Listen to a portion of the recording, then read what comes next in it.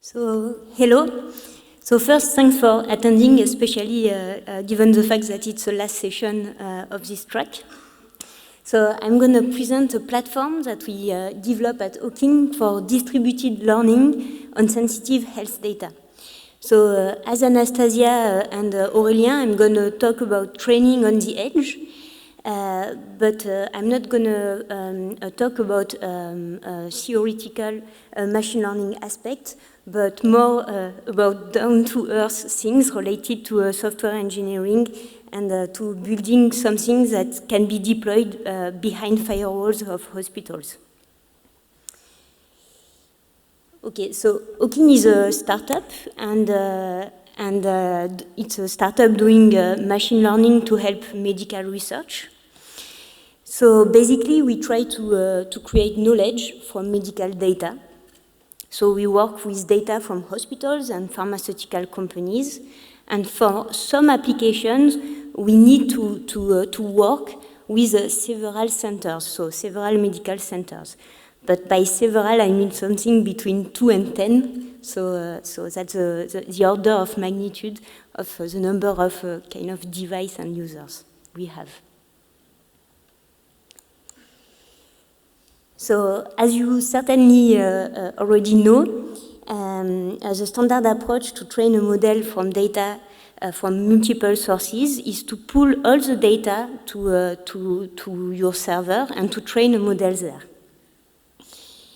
But we are working with data from hospitals, and hospitals are data controllers of very sensitive data, and they don't want to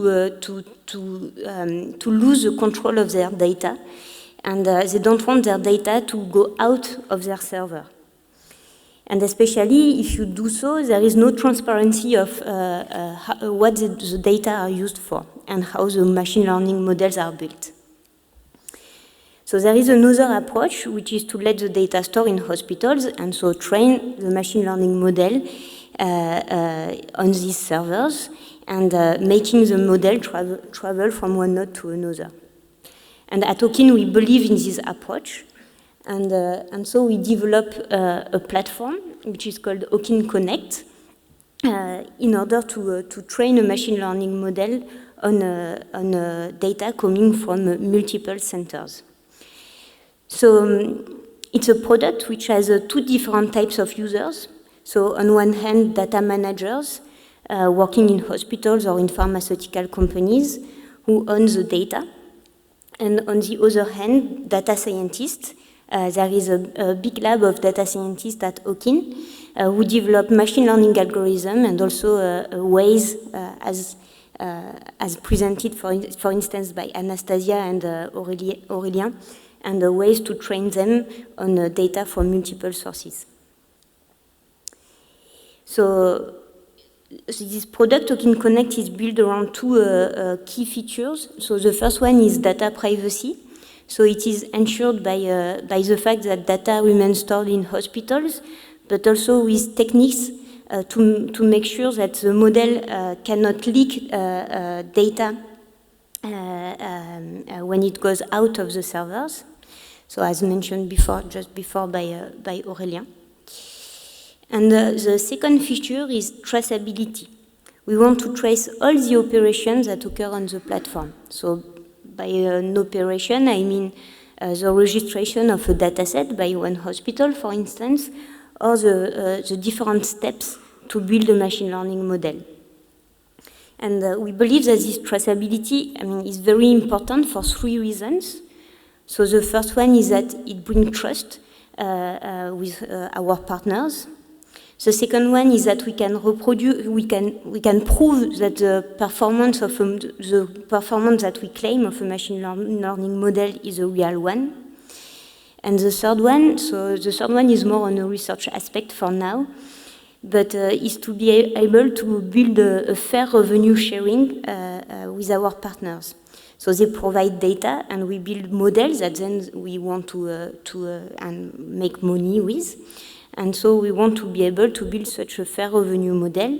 So if we can trace the increase in performance after the training iteration of a given data set, then it might be possible there are some possibilities to find models to compute the contribution score of a given dataset to the building of the model.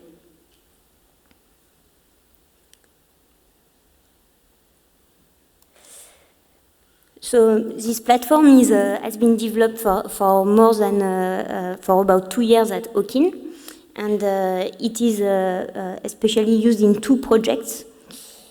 So the first one is a French project which is called HealthChain. So it's a project which is funded by the Banque Publique d'Investissement. And the goal of this project is to build and deploy the platform for distributed learning on sensitive medical data, and to apply it in 2 different fields. The first one is in oncology, and the second one is in fertility. So it's a big consortium of 2 startups, so Hawkin for oncology and Apricity for fertility, 2 academic centers, École Polytechnique and Université de Paris-Descartes, who work on a theoretical machine learning aspect and also methodological aspects. And also 7 hospitals, so 7 medical centers. So it's a project coordinated by Hawkin, which started 1.5 years ago, and which gonna last 3 years. And basically at Hawkin, we've built the first version of the platform, and we've just deployed it in 2 hospitals, so Centre Léon Bérard and Institut Curie. So it has been hard work to be able to do such a deployment. We had to create a huge security documentation to prove that our solution was secure, that it was not going to leak data out of the hospitals. And especially, we had to pass a security audit and to do risk analysis and so on. And now it's okay. It's deployed behind their firewalls, and our data scientists at Hawkin start playing with data using the platform. And so we try to be able to publish results soon.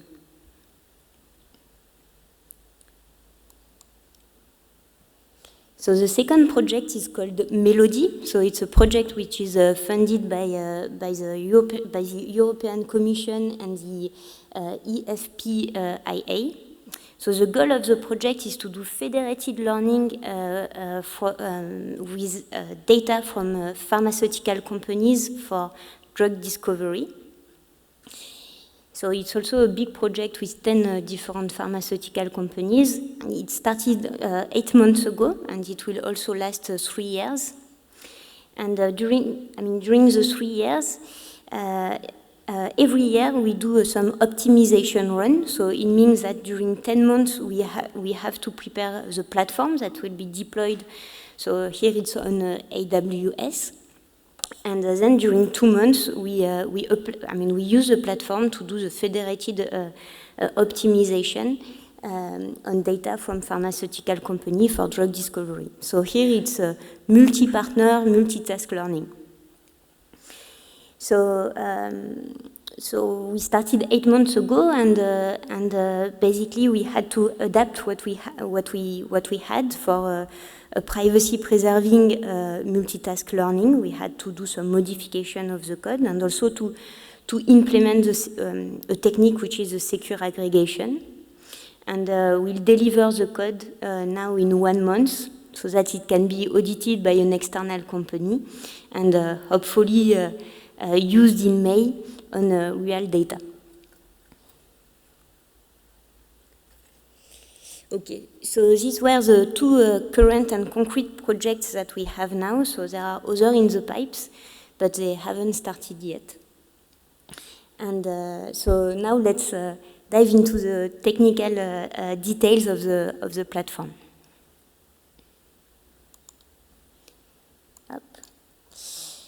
So first, the platform is built with an open core approach, meaning that there is an open core which is called Substrat, that is open source, and then on top of it we build proprietary layers, so developed at Hawkin. So we adopted this approach for 3 reasons. So the first one is, so here again, it brings trust with our partners. They can read the code, they can report some the issue in an easy way. Second, that we believe that it will increase the robustness of the code, and also it will ease the collaboration with our partners. And the third reason is that we believe that it can benefit from use case in other verticals, such as finance or energy. So the goal of this open core is to do a distributed training on sensitive data with the traceability of all the operation. So what is included in this open source part is the setup of a network of nodes. So a node is a medical center or a startup center. A trustless traceability and orchestration of the training of a machine learning model, the execution of machine learning tasks, and also very basic programmatic interfaces. And then on top of it, at Okin, we develop some proprietary components, and more specifically, some federated learning strategies, so machine learning algorithm, and more advanced interfaces for data scientists, and also tools to prepare data, and techniques to enhance the privacy. So you can check the code of the open source part on GitHub. So it's hosted by a foundation, the Substrat Foundation. So you can find it under this organization on GitHub. So in the rest of the presentation, I'm going to focus on the open source part corresponding to the distributed learning technology, so kind of the pipes to be able to train your model in a distributed way, and also on federated learning strategies. So the distributed learning network is enabled through Substrat, the open source part, which is a framework for machine learning orchestration on decentralized sensitive data. So as mentioned before, it is built around 2 key features, data privacy and traceability. And it has been built to be data agnostic, meaning that it can work with any type of data. And also algorithm and machine learning framework agnostic, so you can use PyTorch or TensorFlow.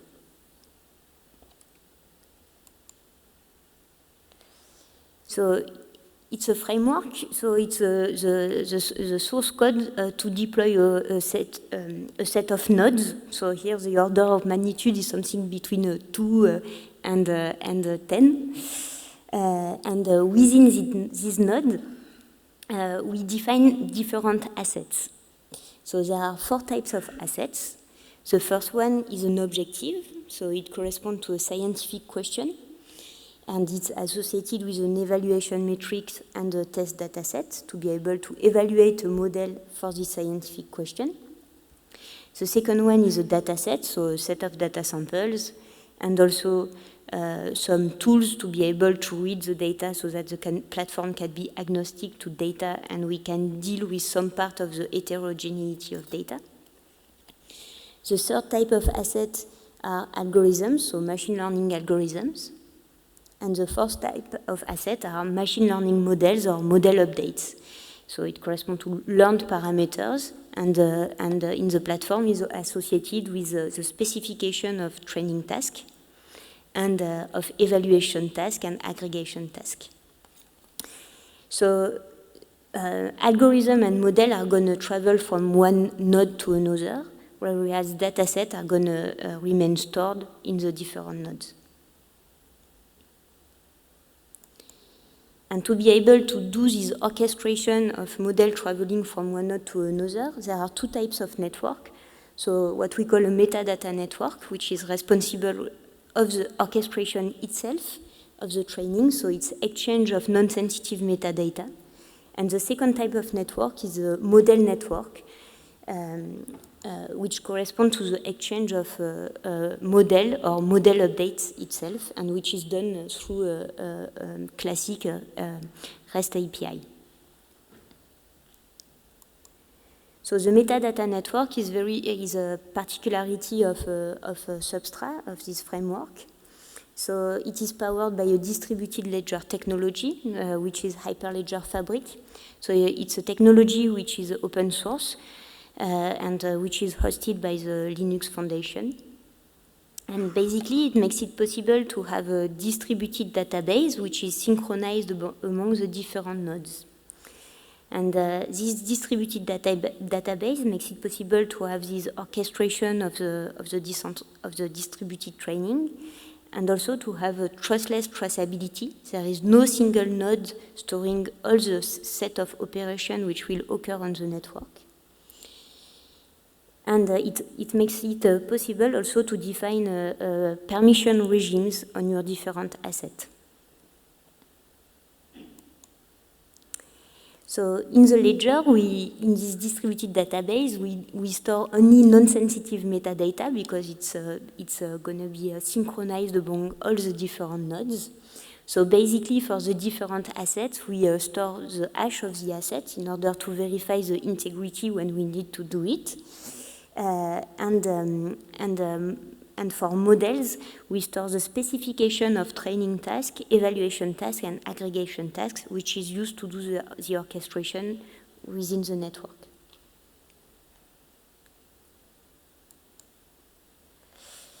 So depending on the application and on the configuration we use to deploy it, it can be deployed with a central node, which is called here the model dispatcher. So it's a central node only to exchange models, not to do the orchestration, or in a fully decentralized way.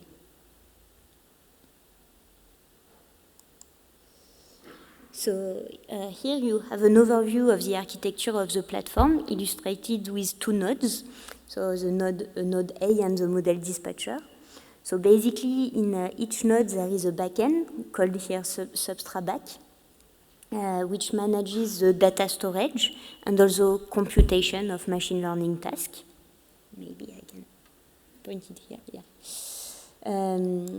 There is also a peer which hosts a state of the ledger, and also a chain code which corresponds to a set of methods to interact, to modify this ledger or to retrieve information from it.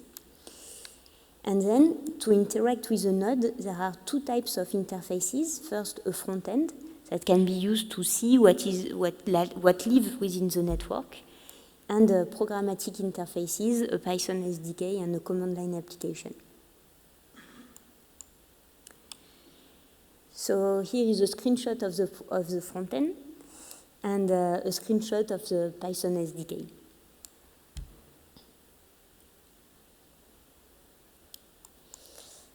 Okay, so we focused on the distributed learning network, and now let's have a look at the federated learning strategy, or at least at compute plans, so a set of operations that can be then deployed on top of this platform. So now that we have presented the network, the platform that is deployed within hospitals, a data scientist can push different tasks, different training tasks, to the network. And so it can be a very easy task, so a training step on data from node A, then an update with data from node B and node C to get a final model, or more complex task, like in a federated learning setting, where we would train in parallel a model on node A, B, C, and then aggregate them, and repeat this step several times. And the idea is to have a platform which is modular enough to be able to deploy any type of compute plan. So then we can deploy either federated SGD or federated averaging.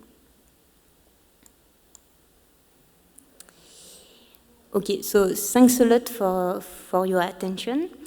And I would like also to thank you, the team who developed the platform. So you can see a picture here, and this is a picture of the full company, which is here. And for results, we hope to publish results with good figures as soon as possible.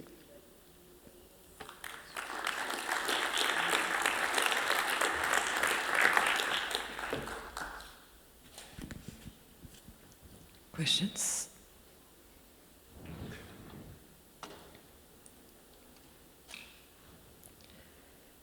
I was a bit curious about how, because I guess I don't know specifically medical data, but I guess that each hospital has its own way of storing the data, or the data formats must vary a lot. So you could have maybe unwritten data. How do you account for the variability of data format across all hospitals? Yeah, it's a very good question, because it's a big pain point. So for now, how we address the question is more manually. And in the context of the project I talk about, there are data managers in hospitals who are paid to pre-process the data before uploading them to the platform, and to create this opener, which is a script which brings a gap between, to make the data on the same format. But for now, we don't have magic tools to do this in an automatic way. And this is a huge bottleneck for us, because data need to be harmonized so that models can be run on top of it. So for now, we do it manually, and we try to design this platform so that it can be used easily by data manager, and participate to this harmonization of data. Questions? Don't be shy. I was also curious about, so you explained why the Substra platform needed to be open source for transparency, obviously, but I was a bit curious about the process when you decided to make it open source as a startup.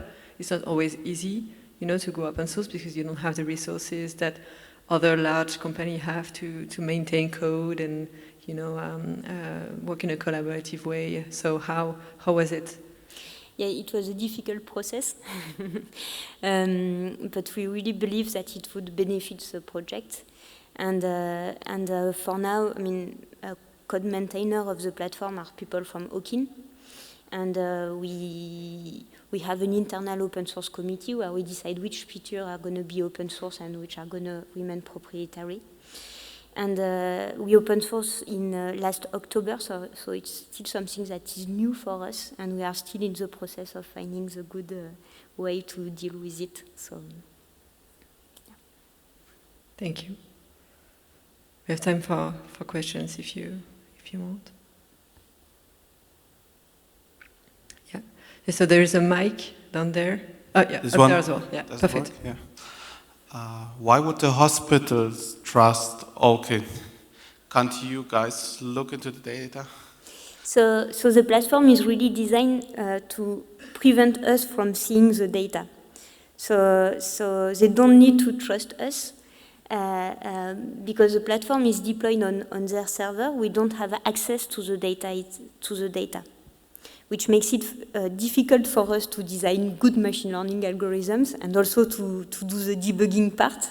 And I can testify on it. We are really in the debug part right now. But with the platform, we don't have access to the data.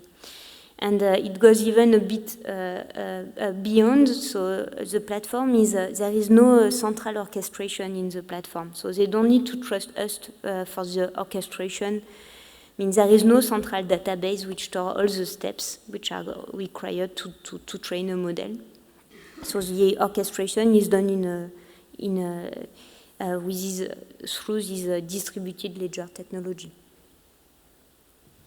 Yeah, I have a question. So does it only work with neural networks, or you could kind of use the same approach for other statistical algorithms? So it works for any types of machine learning models. So basically what you ship is, the constraint is that it has to be a supervised learning. and what you receive.